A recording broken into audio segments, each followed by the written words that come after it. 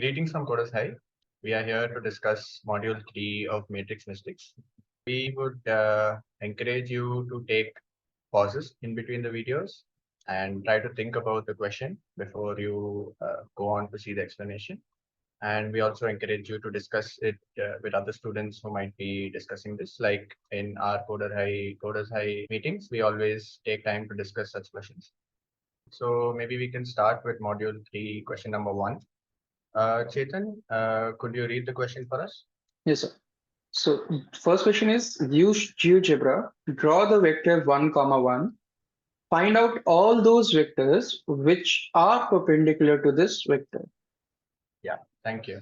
So yes, so we are asked to draw the vector 1, comma 1.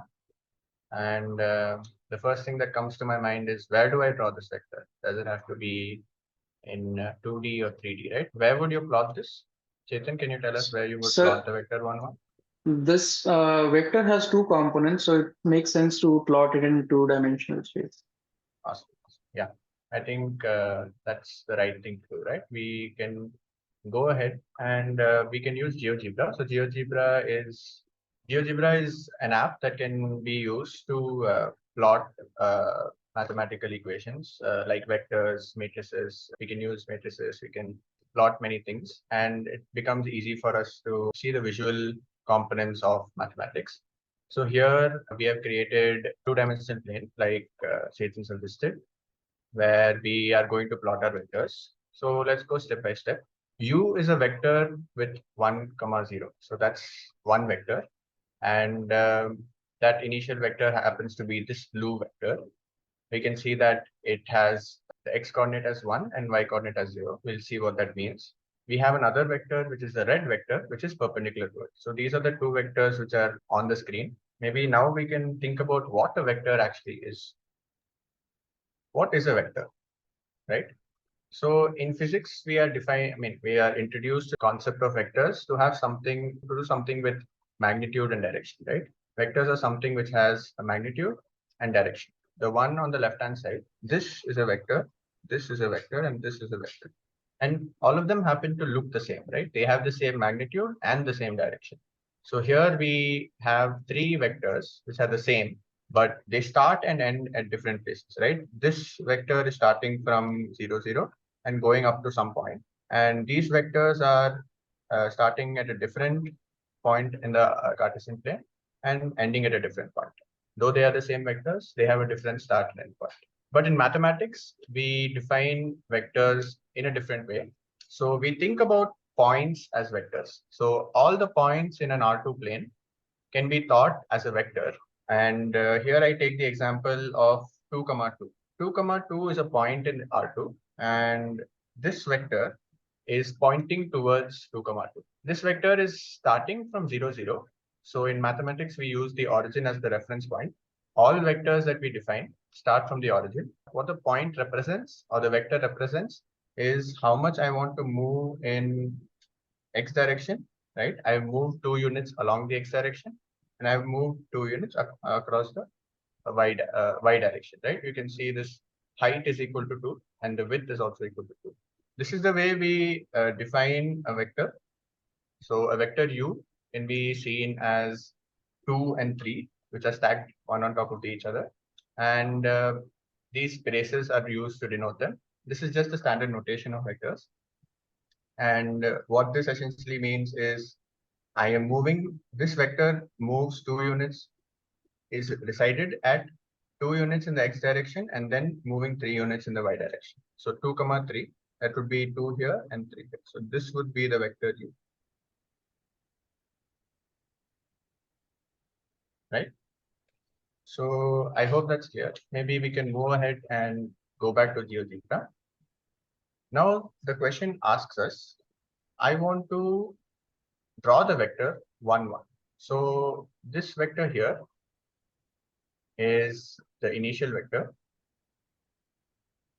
And I want to move this vector to 1, 1. So I want to find all those vectors which are perpendicular to it. V happens to be one such vector. So let me move this to 1, 1. And now that u is 1, 1, I see that v happens to be minus 1, 1, right? So I want to ask a question. Is this vector the only vector that is perpendicular to you? Or are there many other vectors which might be perpendicular to you? No, sir, it's not unique. We have other vectors as well, which are perpendicular to the initial vector. Yeah. So can you give me an example? So we can take 2 comma 2 as well, and that will Yeah. be 2 minus 2 comma 2. That will be another vector that is perpendicular to our initial vector. Awesome. So yes. So this vector, which is a scaled version of vector v, right?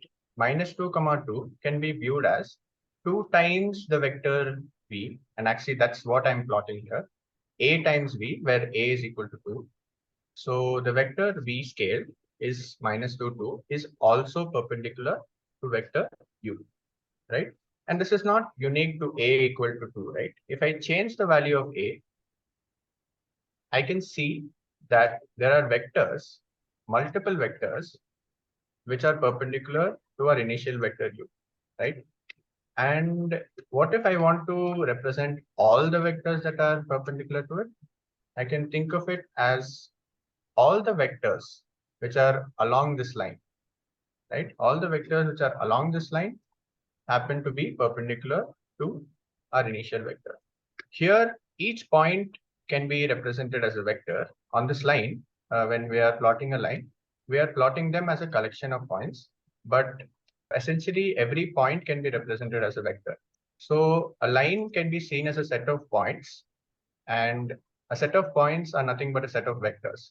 You know, it's for our convenience that we plot it as set of points because it's easier to see rather than plotting them as multiple vectors along a line. So that concludes question number 1.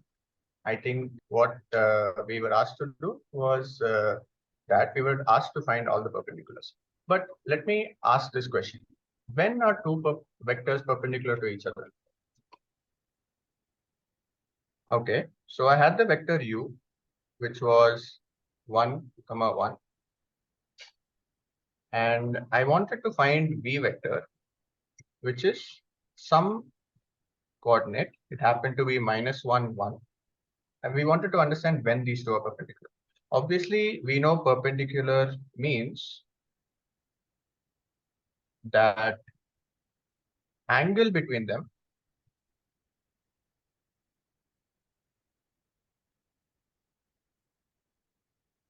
is 90 degrees, right?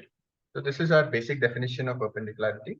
But there is also another hidden property of vectors that can tell us whether two vectors are perpendicular, right? And that is the dot product. So the dot product of vectors u comma v, if it is equal to 0, then vector u is perpendicular to vector v, and vice versa, right? If one vector is perpendicular to the other vector is also perpendicular to the first one. This is a definition that I want to expand on. What does it mean to take the dot product of two vectors? Anyone wants to say that? When we take dot product of two vectors, we take the magnitude here. In this case, we take the magnitude of u times the magnitude of v into the angle into the cosine of the angle between u and v. Yeah, perfect. So we can represent this function using this dot between the two vectors. That's why we call it the dot product, maybe. And this, as Maria stated, is nothing but take the magnitude of u, multiply it with the magnitude of v, and multiply it with cos theta. So this gives us the dot product of two vectors u and v, right? So magnitude here is also known as norm. Norm of u is nothing but trying to understand the magnitude of u. And let's focus on this part, right? Cos theta. What is this cos theta telling me? It's telling me that what happens when theta is equal to 90 degrees, right? So when theta is 90 degrees, we know that cos theta, which is equal to cos 90, is equal to 0. So when theta is 90 degrees, we see that the dot product will also become 0. Because whatever I multiply, it is being multiplied with 0. So the entire dot product will go to 0 for perpendicular vectors. So we understand that when the dot product is 0, through this property, we can see that because cos 90 is equal to 0, the dot product will also become 0 for the two vectors. The other thing I want to ask, what is u dot v equal to? I think we kind of saw that. We saw that it can be represented as norm of u into norm of v into cos theta. But there's also a simpler way of thinking of dot products of two vectors. So if I take the vector u, which is 1, 1, and v, which is minus 1, 1, the dot product can simply be viewed as, let me write the two vectors out, minus 1, 1. I am going to take the corresponding entries, the corresponding entries of the two vectors, multiply them and add them up. So sum of the corresponding entries is I multiply the two corresponding entries of both the vectors and I take the sum of it, right? So 1 into minus 1 plus 1 into 1 gives us 0. So this is another definition of another way of finding the dot product of two vectors, right? And why the dot product tells us that the two vectors are perpendicular, I think we have covered it here. When cos theta is equal to 0, right? When theta is 90 and cos theta is equal to 0, this kind of tells us that when the dot product is 0, that the two vectors are perpendicular to each other. So yes, we conclude question 1. So we found out all those vectors which are perpendicular to 1, 1, and it happens to be all vectors lying on the line where y is equal to minus x. All the vectors which are on this line, y is equal to minus x, will be perpendicular to 1, 1, right? The second question is just to observe. So can anyone just read the second question for me? Maybe Maria, can you read the question for me? Do you observe that we are asking for vectors xy such that xy times 1, 1 equal to 0? Okay. So what does it mean to take xy times 1, 1? Let's maybe look at that, right? This is the question. I've written it down.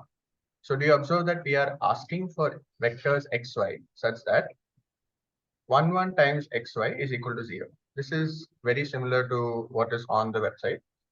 So what is another way of representing dot products? So that's the question it's kind of asking us to do, because here we have the vector 1, 1, which is nothing but our u vector. And I'm writing it as the transpose of that vector, right? Whenever I write a vector, I said that we would write it like this.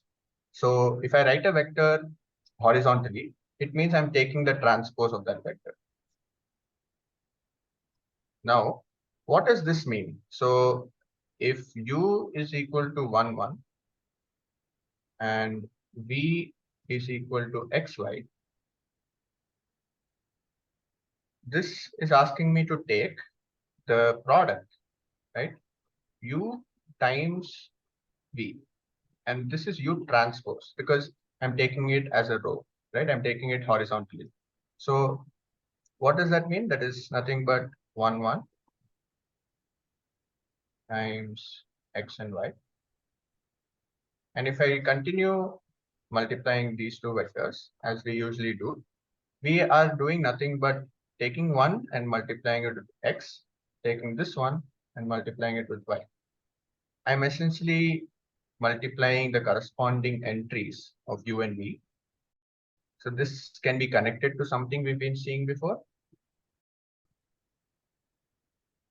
is equal to 0. So we're trying to find x and y such that this is equal to 0. But what is this? This is actually very similar to the dot product of u and v, right? U dot v is nothing but 1, 1 dot xy, and we saw that it is 1 times x plus 1 times y, and we wanted to equate this to 0. So essentially, when you multiply u transpose v So this is multiplying. This is the dot product. If you think of the multiplication of two vectors and the dot product of these two vectors, it's kind of equal in this sense, right? So U transpose multiplied with V is the same as taking the dot product of U and V. So this is another way of representing dot products. We can represent the dot product of U dot V as U transpose multiplied with V, the vector V. That's what we were trying to do, right? We were trying to find the vectors which were perpendicular to it, and perpendicular tells us that the dot product of these two vectors will be 0. Here we're taking the multiplication of U transpose V, but that can be same as the dot product of the two vectors. And here I also want to stress on the fact that V transpose U can be seen as xy times 1, 1, right? And even if when I continue to do this, this is nothing but saying multiply 1 with x, multiply 1 with y, right? This is again the same dot product of these two vectors. So I just wanted to see that the dot product is equal to both the representations. I can take U transpose multiplied with V, or V transpose multiplied with U. Okay, so we have observed that we were trying to find those vectors which had the dot product 0. That's good. Now we want to move on to question number 3. Can anyone read the question number 3, Chetan? Yes, sir. Use GeoGebra and solve the above question with 1, 1 replaced by a, B. Use a, B as parameters and check what happens to x, y. Yeah, thanks a lot. So we're essentially asking now, instead of thinking of taking all the perpendiculars to a single vector, we are trying to see for any AB vector, what is the perpendicular, right? And what is happening to the xy. So let's jump to GeoGebra directly. Let us look at AB. So what does it mean to take any vector, right? So if I move this vector around, right? So if I move it to 1, 1.5, we can see that U is 1, 1.5. So A is equal to 1 and B is equal to 1.5. What do we observe in the perpendicular V? Maria, can you make an observation for this? Is there any relation between U and V? The dot product between U and V is 0. Yeah, that is because we are trying to find the perpendicular vector. But we can also notice this, right? When U is equal to A, B, V happens to be minus B, A, right? Can I take a different example maybe? When I have U is equal to 2 and 0.5, we can see that V is equal to minus 0.5, 2. So we can observe that for any point I take, let's say 2, 1, 2, the perpendicular vector happens to be minus 2, which is if 2 is equal to B, then this is minus B. And if A is equal to 1, this is A, right? So minus B, A is the vector that is perpendicular to it. And we know that any scaled value of this vector, like this, right? Any scaled value of that vector is also perpendicular to it. So what do we notice? We notice that. So the question is, what is the general pattern for xy that satisfies? Let's think of this as U. So U transpose into V is equal to 0. What is the general pattern of the two vectors? Let's look at that. So U is equal to AB and V is equal to XY. Now, when u is equal to AB, I want to see what x and y are.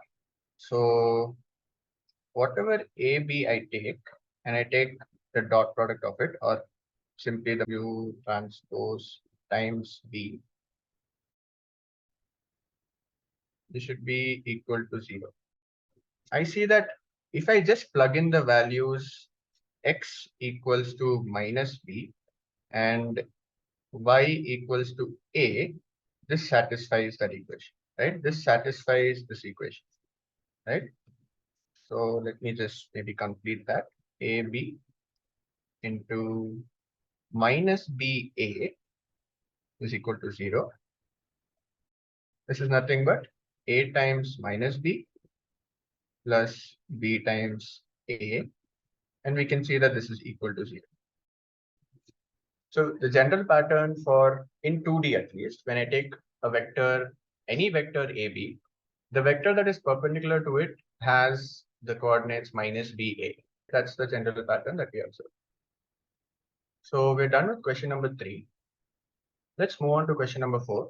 Now we're moving to third dimensions. So let's have someone read the question. Maria, if you can you read the question for us?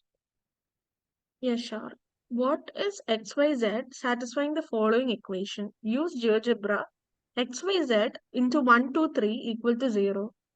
This is very similar to question number 2, right? This is how we are. So question number 1, 2, 3, what we've been doing in question number 1, 2, 3. Now we want to see it in R3. Why do I say R3? Can maybe, Maria, can you tell us why we're looking at R3? Can I represent this vector in R2? Is it possible for me to There are 3 represent this? coordinates. Obviously, the vector is in R3. Awesome. Yeah.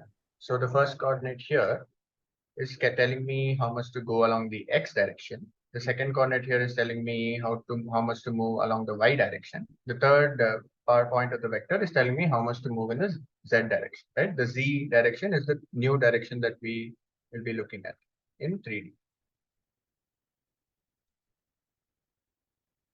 So let's open the GeoGebra plot for question number 4. Awesome. So now we are in 3D, right?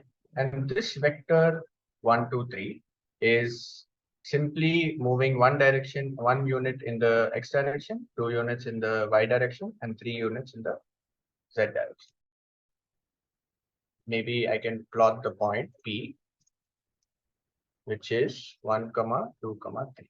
It is a representation of that point, and the tail happens to be at 0, 0, 0.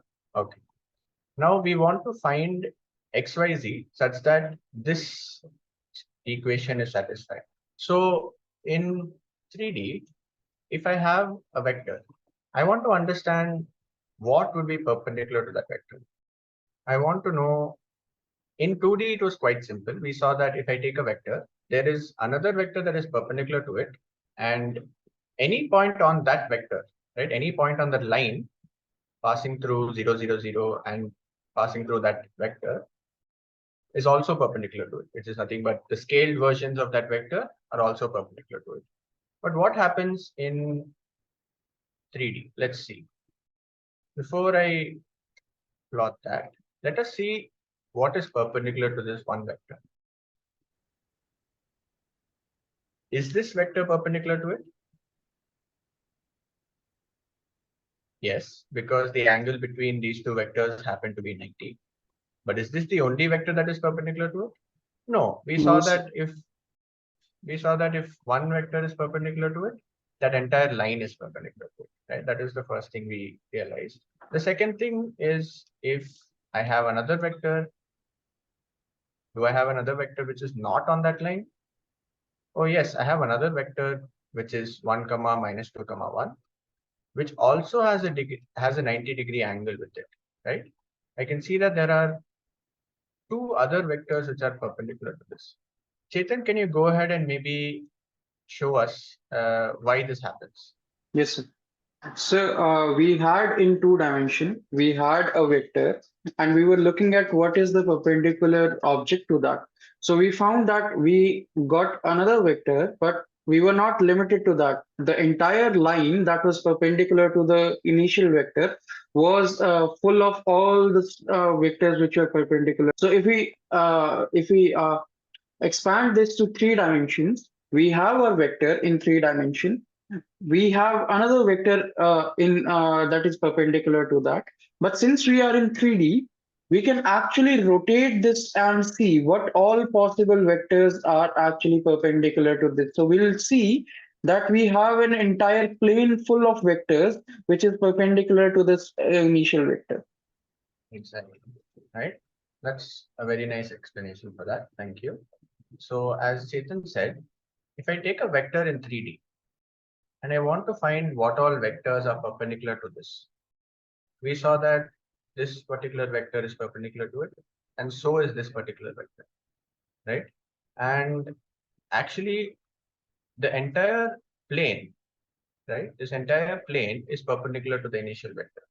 Every vector on this plane, how do I think about a plane, right? A plane is a set of points, and just like a line, we saw a line as a set of points, and we can also think of it as a set of vectors. And I'm going to extend that idea to a plane where there's an entire plane of points, and each of them are also a set of vectors, right? So any vector on this plane has a 90-degree angle with our initial vector. And these are 2 examples of it. So these are 2 vectors which have a 90-degree angle with the initial vector, right? And if I move these vectors along this plane, that will also be perpendicular to it.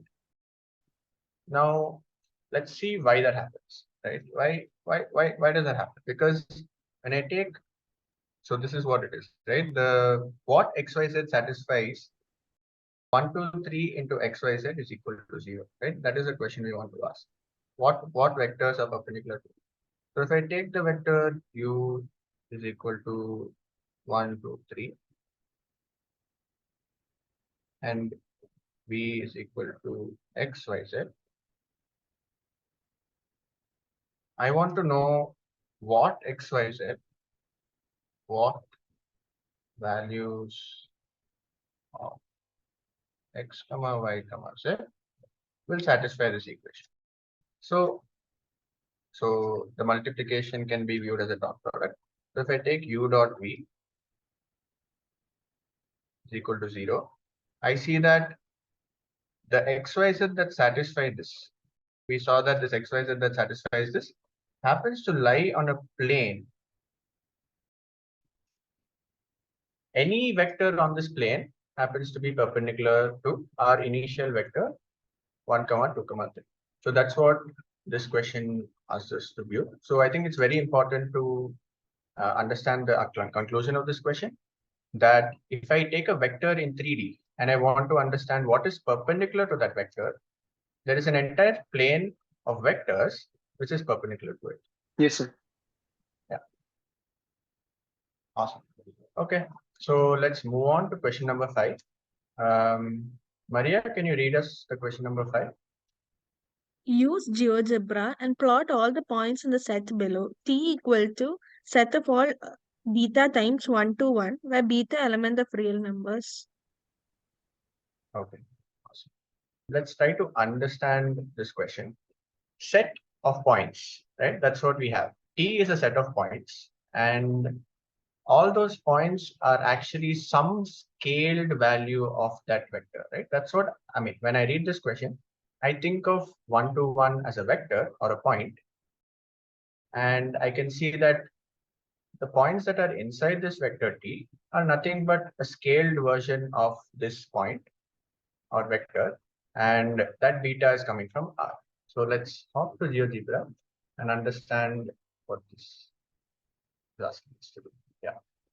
Okay. Here we are. We have the initial vector 1 to 1 as posed in the question, and the scaled vector v is alpha times u, right?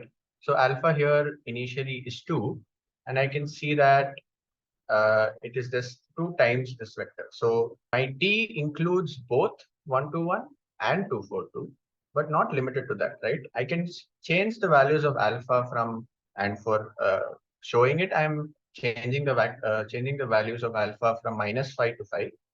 I'm going to plot all those vectors that are part of T by simply changing the values of alpha and tracing all the vectors that are being spanned. So here I can see that by taking alpha times the vector 1 to 1, I'm able to see that all the vectors that are scaled of it, or whatever includes whatever vectors are included in the set T, are all these vectors that are along this line. And I can think of that line happening to be something that is, that starts from 0, 0, 0, and it crosses U, right? I can see that I'm able, so if I think of T, I can also represent it as all those vectors along this line. So now let's maybe write down our conclusion. So T happens to be the scaled version of 1 to 1. What is this? This is nothing but all points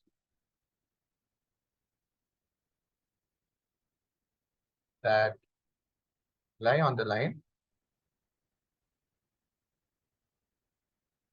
passing through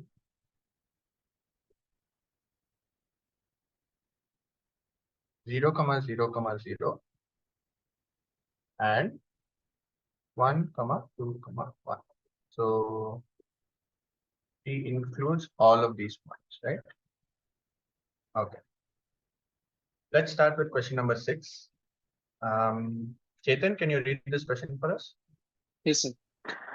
Use GeoGebra and plot all the points in the set below. S is a set of all such points that are beta times the point 2, 7, 3. And while beta belongs to the reals. Yeah, I think there's a small typo here, but let's ignore that for now. It's 2, 7, 3 as Chetan read it correctly. So this is very similar to what we did in question number 5, right? So Chetan, can you maybe tell us what this will look like?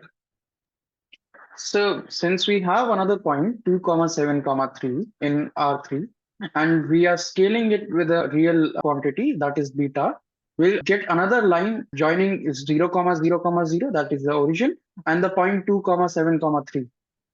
Yes, you're right. That's precisely what we're going to see now using GeoGebra.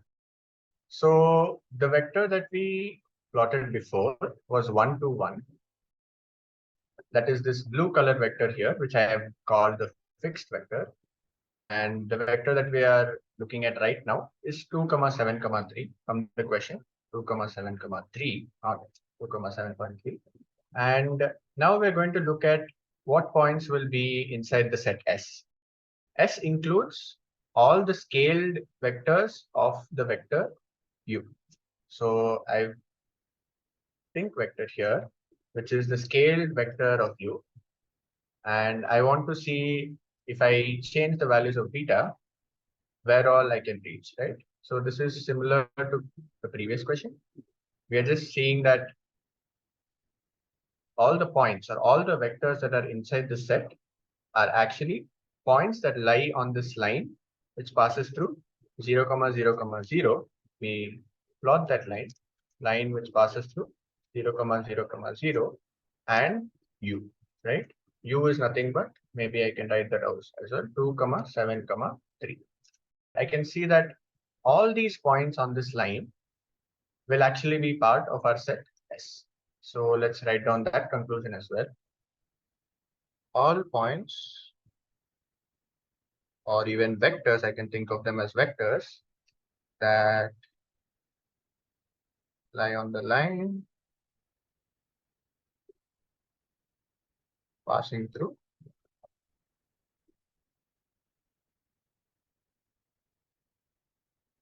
0, 0, 0 and 2, 7, 3, right? One thing we would also like to note is, as we saw in the graph, that line does not coincide with this line, right? S and T, which include the two sets of the points, have only one point in common, right?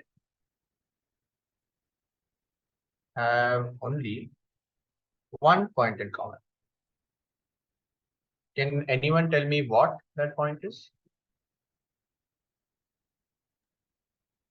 So the origin. Exactly. Both of them include 0, 0, 0.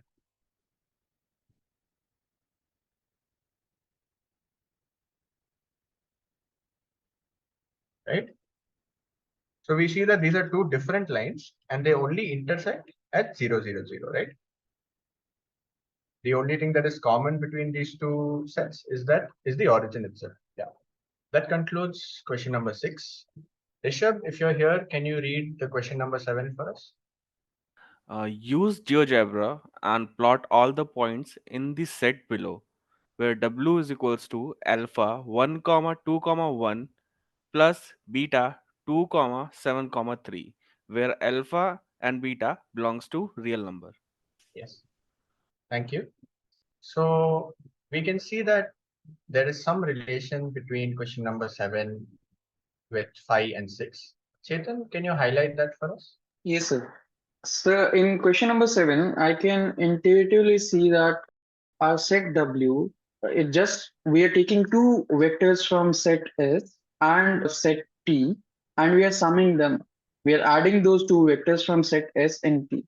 So that's what intuitively I understand from this.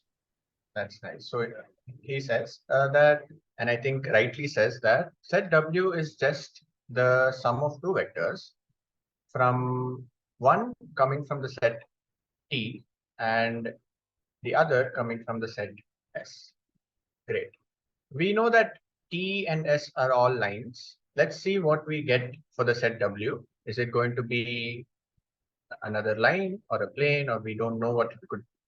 I think it's better to start from R2 and see what it means to take sum of two vectors and understand where it will land.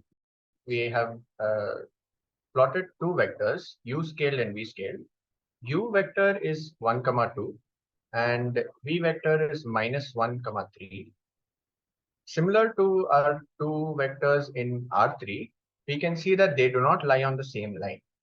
Just like 1, 2, 1 and 2, 7, 3, which did not lie on the same line, both vectors u and v do not lie on the same line. And w happens to be the sum of u scaled and v scaled. U scaled is a times u, v scaled is b times v. So a is the scaling factor for vector u and b is the scaling factor for vector v. And w happens to be the linear combination of these two vectors. The linear combination is defined as taking the sums of the scalar multiple of each of the vectors. So here I'm taking the scaled up value of u, a times u, and summing it up with the scalar multiple of b, which is b times v. So that is a linear combination. So I want to understand where the linear combination of these two vectors can lead me. We can see that when a is equal to 1 and b is equal to 1, it is just the sum of these two vectors. And using parallelogram law, we can see that w vector is where we reach. And if I start varying my a and b, I can see that I'm able to reach multiple points or I'm able to manufacture multiple vectors on this plane. I can see I'm able to go through the first quadrant, the second quadrant, the third quadrant, and the fourth quadrant. So essentially, when I take the linear combination of two vectors, and these two vectors do not lie on the same line in R2, I'm able to span the entire R2. The entire plane R2 is what I'm able to span by the linear combination of these two vectors. Let's try to extend this idea to R3 from here, right? So moving to 3D, we have two vectors u and v, as we have seen in our question. U is 1, 2, 1 and v is 2, 7, 3. So I have plotted these vectors 1, 2, 1 u and v is 2, 7, 3. And I have shown w as a linear combination of u and v, where alpha is the scaling factor for u and beta is the scaling factor for v. So currently alpha is equal to beta is equal to 1. the linear combination of u and v, the pink vector here, is actually the sum of the vector u and v in 3D. So notice that this sum of u and v does not lie on the line passing through 0, 0, 0 and the vector u, or on the line passing through 0, 0, 0 and the vector v, right? We can see that that vector, the pink vector, is not on the line passing through the vector u or v, right? So let us try to understand what vectors can the linear combination of these two vectors can manufacture, right? If I start varying u and v and start tracing the vector, I can see that, let it start tracing a little bit, and we can see that it's not restricted to a line now. And similar to R2, we are able to span an entire plane. In R2, when we took two vectors that did not coincide, we saw that the linear combination of those two vectors were spanning the entire R2 plane. But in R3, if I take two vectors that are not coinciding, I can see that it spans a plane in R3, right? This is a particular plane in R3, which is passing through 0, 0, 0, or the origin, right? So let me stop that and maybe draw a plane that is passing through 0, 0, 0, the origin, 1, 2, 1, the first vector, and the second vector 2, 7, 3, right? And this is the plane that maybe I'll remove this. And this is actually the plane or the points that can be reached by the linear combination of vector u and v, right? And we can see that even that linear combination, the pink vector, is also lying on that exact plane, right? It's not going outside that plane, right? So let's conclude what question number 7 is asking us to do. So in question number 7, we were asked to understand the set W, which took the linear combination of two vectors.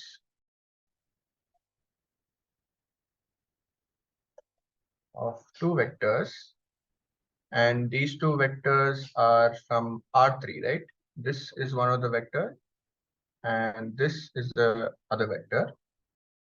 And we realize that 1, 2, 1 and 2, 7, 3 do not coincide, meaning they do not lie on the same line. They lie in two different lines, and they intersect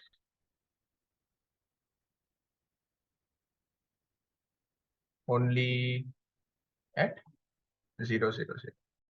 This is what we saw from the previous questions as well. So when we take two vectors in R3, 1, 2, 1 and 2, 7, 3, and we take the linear combination of them, we realize that the linear combination, or all the points in W, so all points in W